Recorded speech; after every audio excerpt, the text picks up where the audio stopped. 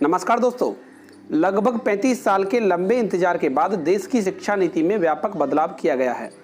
प्रधानमंत्री नरेंद्र मोदी की अध्यक्षता में बुधवार को हुई कैबिनेट की बैठक में नई शिक्षा नीति को मंजूरी दी गई है। इसे 21वीं सदी की ज़रूरत के हिसाब से तैयार किया गया है।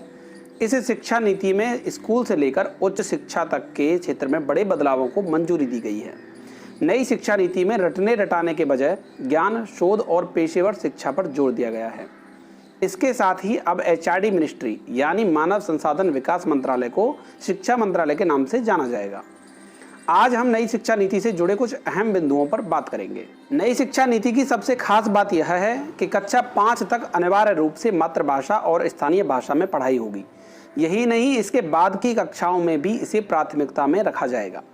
गैर हिंदी भाषी राज्यों में भाषा का विवाद खत्म करने के लिए 5वीं या राज्य चाहे तो 8वीं तक की पढ़ाई भी मातृभाषा में हो सकेगी।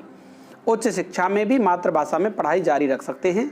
विज्ञान समेत सभी विषयों की किताबें भारतीय भाषा में होंगी। त्रिभाषा फॉर्मूला से भाषा चुनने का हक राज्यों को ही होगा। नई शिक्षा नीति के तहत अब नर्सरी से लेकर 12वीं तक के पाठ्यक्रम और शैक्षणिक ढांचे को 4 भागों में विभाजित किया गया है, जिसमें पहला है फाउंडेशन। इसमें नर्सरी, केजी और अपर केजी को शामिल किया गया है।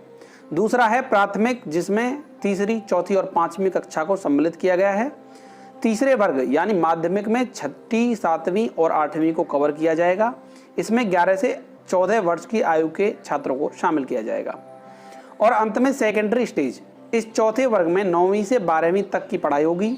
इसमें बोर्ड की तैयारी पर ज़्यादा ध्यान दिया जाएगा और साथ ही छात्रों को विषय चुनने की भी आज़ादी होगी। बोर्ड परीक्षा में रटने के बजाय ज्ञान बढ़ाने के उद्देश्य से इसके पाठ्यक्रम में कमी की जाएगी। अब तक जीडीपी का 4.43% शिक्षा के ऊपर खर्च किया जा रहा था, वहां अब इसे बढ़ाकर 6% कर दिया गया है। शोध छात्रों को लेकर भी नई शिक्षा नीति में बदलाव किया गया है। शोध करने वाले छात्रों के लिए अब 4 साल का डिग्री पाठ्यक्रम होगा। ऐसे छात्र 1 साल के पीजी के साथ 4 साल के डिग्री प्रोग्राम के बाद सीधे पीएचडी या डीफिल में प्रवेश ले सकेंगे। उन्हें अब एमफिल करने की जरूरत नहीं होगी। शोध को बढ़ावा देने और उसकी गुणवत्ता में सुधार करने के लिए अब नेशनल रिसर्च फाउंडेशन यानी एनआरएफ की स्थापना होगी। इसमें वैज्ञानिक व सामाजिक अनुसंधान को बढ़ावा दिया जाएगा। नई शिक्षा नीति में टेक्नोलॉजी के इस्तेमाल पर ज़्यादा जोर दिया जाएगा।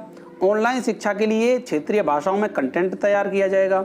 वर्चुअल लैब और डिजिटल लाइब्रेरी भी बनाई जाएंगी। नई शिक्षा नीति में पुराने और अनुपयोगी कोर्स बंद किए जाने की भी योजना है। जिन कोर्स में छात्रों की संख्या कम है या पुराने हो चुके हैं, अब उनकी जगह पर नए कोर्स शुरू किए जाएंगे। पिछले कुछ सालों में जिस तरीके से निजी स्कूलों द्वारा फीस में बेहताशा वृद्धि की गई है, उस पर लगाम लगाने के लिए अब फीस की अधिकतम सीमा तय की जाएगी।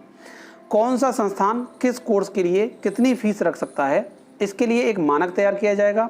साथ ही अधिकतम फीस भी तय की जाएगी। यह उच्च शिक्षा और स्कूली शिक्षा दोनों के लिए होगी। निजी और सरकारी दोनों ही संस्थान इसके अंतर्गत आएंगे। फीस का ढांचा कुछ इस तरह से बनाया जाएगा जिससे शिक्षा हर किसी की पहुंच में हो सके। नई शिक्षा नीति बनाने वाली समिति के अध्यक्ष के कस्तूरी रंगन का कहना है कि नई शिक्षा नीति में अलग अलग भाषाओं पर जोर दिया गया है। अपनी भाषा में बच्चे को सीखने में आसानी होगी और उनका ज्ञान बढ़ेगा। उनका कहना है कि नई नीति में हर स्तर पर शिक्षा की गुणवत्ता बढ़ेगी। गुणवत्ता युक्त स्कूली और उच्च शिक्षा से रोजगार भी बढ़ेगा। केंद्रीय मंत्री रमेश पोखरियाल निशंक के अनुसार नई नीति का मकसद समग्र शिक्षा को बढ़ावा देना है। इसके तहत 2035 तक शिक्षा में पंजीकरण 28.3% से बढ़ाकर 50% पहुंचाने का लक्ष्य है। विभिन्न पाठ्यक्रमों में 3.5 करोड़ सीटें और जोड़ी जाएंगी।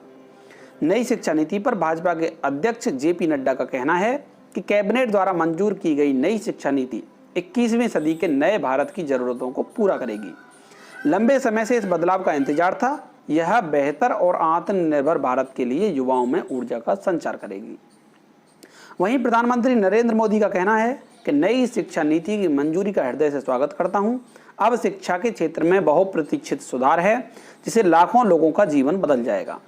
प्रधानमंत्री ने अपने ट्वीट में नई शिक्षा नीति के 5 तत्वों का उल्लेख किया है। एक्सेस यानी सब तक पहुंच, इक्विटी यानी सबकी भागीदारी, क्वालिटी यानी गुणवत्ता, अफोर्डेबिलिटी यानी किफ़ायत और अकाउंटेबिलिटी यानी जवाबदेही। आपको बता दें कि नई शिक्षा नीति पर 2015 से काम चल रहा था इसके लिए सरकार ने TRS सुब्रमण्यम की अगुवाई में एक कमेटी गठित की थी। कमेटी ने 2016 में अपनी रिपोर्ट दी। मंत्रालय ने और व्यापक नजरिए से अध्ययन के लिए 2017 में इसरो के पूर्व प्रमुख डॉक्टर के कस्तूरीरंगन की अगुवाई में एक और कमेटी गठित की, जिसने 31 मई 2019 को अपनी रिपोर्ट दी। राष्ट्रीय शिक्षा नीति के इतिहास पर अगर हम नजर डालें तो स्वतंत्रता के बाद पहली बार 1968 में शिक्षा नीति की घोषणा की गई। यह कोठारी कमीशन की सिफारिशों पर आधारित थी। इस नीति को तत्कालीन इंदिरा गांधी सरकार ने लागू किया। वहीं देश की दूसरी राष्ट्रीय शिक्षा नीति मई 1986 में मंजूर की गई, जिसे तत्कालीन राजीव गांधी सरकार लेकर आई थी। इसमें कंप्यूटर और पुस्तकालय जैसे संसाधनों को जुटाने पर जोर दिया गया था। इस नीति में 1992 में PV नरसिम्हा राव सरकार ने संशोधन किया। तब से लेकर अब तक एक लंबा वक्त बीत चुका है जब भारत सरकार ने नई शिक्षा नीति को मंजूरी प्रदान की है। उम्मीद की जा रही है कि नई शिक्षा नीति देश की शिक्षा क्षेत्र में नए और बेहतर परिवर्तनों की शुरुआत करेगी। धन्यवाद।